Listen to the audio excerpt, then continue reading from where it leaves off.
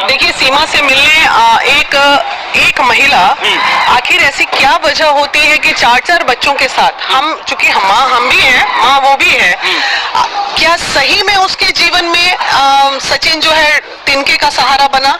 मतलब क्या सही में सीमा इतनी प्रताड़ित हो गई अपने जीवन से कि वो अपने पति को छोड़ के और अपनी दिन दुनिया जहां सब छोड़ के किसी तरह, एक होता है कई बार महिलाएं जब बहुत ज्यादा प्रताड़ित हो जाती हैं, उसको फिर ये नहीं दिखता है, उसको सिर्फ एक ही चीज दिखता है, कैसे मैं इस दलदल से निकल के भागूं।